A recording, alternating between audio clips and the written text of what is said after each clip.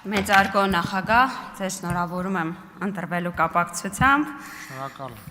Հարգելի գործընկերներ եւ մեզ հետևող սիրելի քաղաքացիներ, այսօր քննարկում ենք Հայկ Կոնջիրյանի որպես ազգային ժողովի փոխնախագահ ընտրվելու հարցը, բայց ինչպես նկատել եք, հարցից բոլորը շեղվել են եւ այդ իրավունքից կօգտվեմ նաեւ ես։ Մինչև բումբովանդակության անցնելը մի առաջարկ ունեմ։ Պարոն Ղազինյանի ելույթից հետո առաջացավ, գուցե ուշադիր չեմ եղել, այլ ոգել են օգտագործել նման բառամթերք, քանի որ մենք համաձայնության կարծես եկել ենք, որ բարեկրթության սահմանները չենք անցնելու։ Ես առաջարկում եմ, որպեսզի մենք բառերը ընտրելիս ուշադիր լինենք եւ մարդկանց իրենց սեռական պատկանելության հիմքով որոշ հատկանիշներ չտանք։ Օրինակ տղավարի խոսեցինք, ես կարծում եմ, որ խորհրդարանական համար 1 ամբիոնը լավ հարթակ է, որպեսզի մենք դադարենք մարդկանց խոսակցություններին, օրինակ բամբասանքներին ասել կանանց պես խոսեցին, որը ես շատ հաճախ նկատել եմ նաև կանանք, երբ որ խոսում են, ասում են կանանց պես ճշճվացին, կանանց պես բամբասեցին, իսկ այսպես խիստ խոսակցությանը կամ ես գիտեմ դուք ինչ նկատի ունեք, դրան թասիբող խոսակցության չասենք տղավարի։ Ես կարծում եմ, որ առհասարակ խորհրդարանական մշակույթը, խորհրդարանական խոսքը լավ տեղ է, լավ վայր է, լավ պահ է մեր հանրությանն ասելու, որ առհասարակ սեռով պայմանավորված չեն խոսակցության ոճերը։ Եվ ես վստահ եմ, որ դուք էլ գիտեք, պարզապես սովորության հարցեր։ Ցավում եմ եւ հույս ունեմ, որ դուք առնվազն կին падգամավորների ձեր խմբակցության նկատմամբ նման վերաբերմունք չունեք։ Դուք կարծում եք, որ ցանկացած ձեր խմբակցության կին падգամավորի հետ կարող եք ունենալ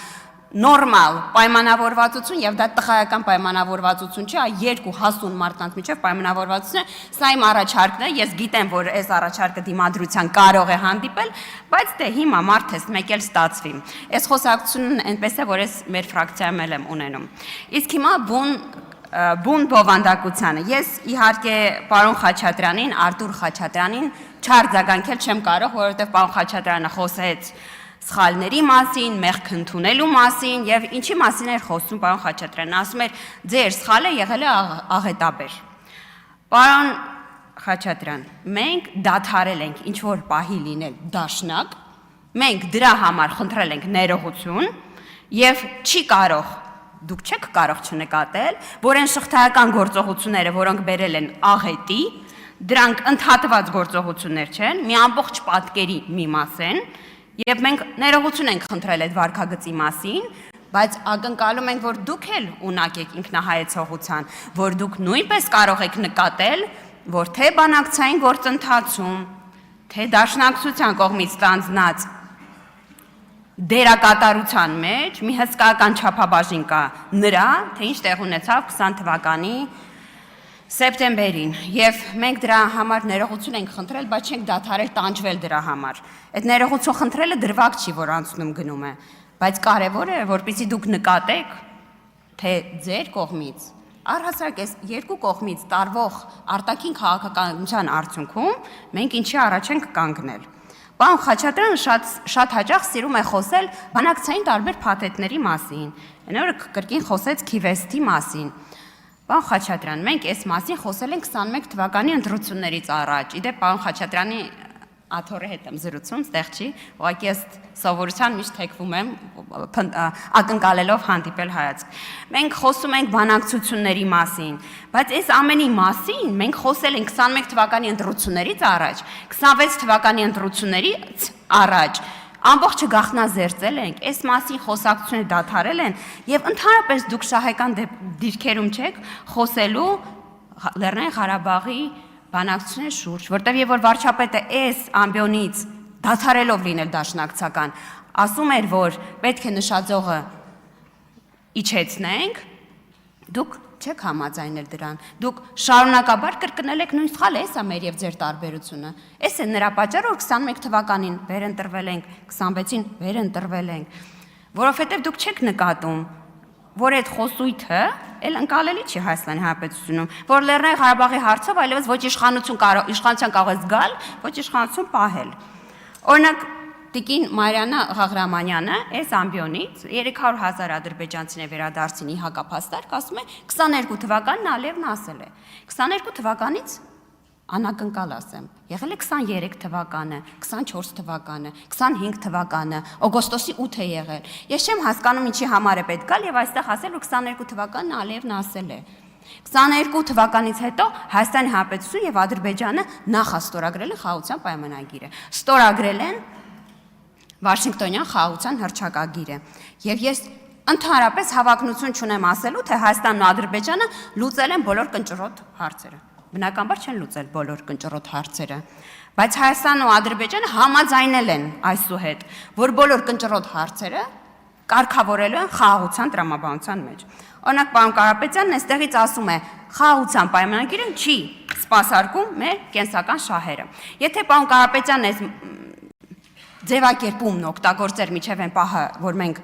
հրապարակել էինք խաղաղության պայմանագիրը, ես հենց կհասկանայի, որովհետև օրինակ այն խմբակցության ներկայացուցիչները խաղաղության պայմանագիրը հրապարակումից առաջ ասում են, որ այնտեղ Միջանցքի շուրջ համաձայնություն կա, որ ինքը մի աղետաբեր փաստաթուղթ է, բայց եւ որ իդեպ ինչեւ հիմա ԱԳՆ-ի կայքում կա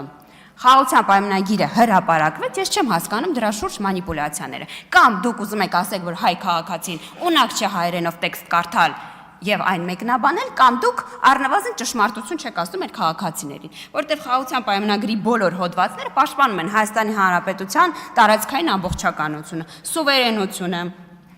Կողմերը հաստատում են, որ միմյանց նկատմամբ չունեն տարածքային եւ քաղաքական պահանջներ, այսինքն քաղաքական սուվերենությունը նկատի ունեցող պահանջներ եւ այլն։ Ես չեմ հասկանում, ինչի համար են պետք է մանիպուլյացիաները խաղաղության պայմանագրի շուրջ։ Օրինակ, ես այս 300,000 ադրբեջանցու թեման շատ հաճախ նմանացնում եմ Միջանցքի թեմային։ Միջանցքի շուրջ խոսակցությունները նույնիսկ չէին դադարել այն պահին, եւ որ կար թրիփի մասին համաձայնություն։ Գալիս այստեղից ասում էին. Հայաստանը ասել է Միջանցք լինել։ Իդեպ դրա էպոպեա չէ ուզում ասել, բայց դրա այդ ամենաբարձր իմ համար անհասկանալի պահը այն էր, եւ որ Համար 1 թվերի կամ երկրորդների բանավեճի ժամանակ հակի ներկայացուցիչը սենց հանել էր թուղթը, կարդում էր թրիփը, կարդում էր սուվերենություն տարածքային ամբողջականություն եւ շարունակում էր այն անվանել Միջանցք։ Ժողովուրդ, նայեք, կան թեմաներ, որոնց շուրջ անել մանիպուլյացիաներ, իմաստ չկա։ Համար 1 արտաքին ոլորտում խաղաղության պայմանագիր, իմաստ չկա, հրապարակված տեքստ է։ Միջանցք չի լինելու։ 300,000 ադրբեջանցիների թեման իմ համար նույնքան անընկալելի է։ Հետո երբ որ դուք այդքան բարձր եք նշածողը սահմանում ոչ ճշմարտություն, չասեմ սուտ, ոչ ճշմարտության, ինչ որ պահից ես քաղաքացին գալու հարցնել են, բա այն ինչ որ մենք ստեղից հարցնում ենք ու դուք չեք պատասխանում։ Դուք ասում եք 22 թվին Ալիևն ասել է։ Իմ համար անհասկանալի է, այս 26 թիվն է նոր ձևավորված խորհրդարան է։ Հա, իդեպ, պարոն Կարապետյան, մի հատ էլ բան ասեմ։ Դուք իդեպ հստակ օր եք նշել, երբ են գալու ադրբեջանցիներ։ Դուք հստակ օր եք։ Ուրեմն Տիկին Ղազարյանը ինձ հիշեցրեց, որովհետև ես այդքան Թագուի Ղազարյանը լավ է հիշում, ես էլ այդքան էներգիա չունեմ բոլոր ձեր ելույթները հետևելու։ Նախանձելի էներգիա ունի Տիկին Ղազարյանը, հետևում է ձեր բոլոր ելույթներն այս իմաստով իրանից զգուշացեք։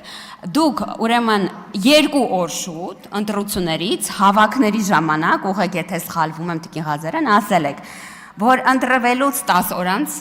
մեր ընտրվելուց 11 օր անց, մերսի, վերադառնալու են ադրբեջանցիները։ Ախր սրանք հայտարարություններ, որոնք տեսաձայնագրվում են, Տիկին Ղազարյանը հնդեղ է։ Այո։ Չէ, դուք ասել եք նաև, որ 11 օր անց, այո, ճիշտ եք ասում, միջոցառումը վերադառնալու են։ Եվ քանի որ ինձ մնաց ընդամենը 1 րոպե, շատ լավ կգաք այստեղից կարձագանքեք։ Խորհրդարանը դրանով էլ լավ է, որ կարող եք միշտ արձագանքել։ Եվ մի բան էլ ցեղասպանության մասով։ Ցեղասպանությունը անհնար է ուրանալ։ Հայաստանի Հանրապետությունում դա նաև քրեորեն պատժելի արարք է։ Որևէ մեկը, հատկապես վարչապետը, որևէ դրվագում, որևէ պահի չի ուրացել հայոց ցեղասպանությանը։ Կրկնում եմ, Հայաստանի Հանրապետությունում դա քրեորեն պատժելի արարք է։ Վարչապետը, ես վստահ եմ դուք կարող եք գտնել տեսաձայնագրությունը եւ նորից լսել, խոսել է նրա մասին, թե որ պահից ցեղասպանությունը դարձավ օրակարգային քաղաքական քննարկման օրակարգային հարց։ Եվ այն ամբողջությամբ տեղավորվում է պարոն Եղոյանի այն թեզի մեջ, թե հարցը հետևյալն է, որքանով են ռուսները տեղյակ, թե Հայաստանի Հանրապետության ներքաղաքական օրակարգում, որ հարցերը որ պահի կարող են դառնալ ներքաղաքական պայքարի առարկա, այսպես ձևակերպեմ, շնորհակալություն։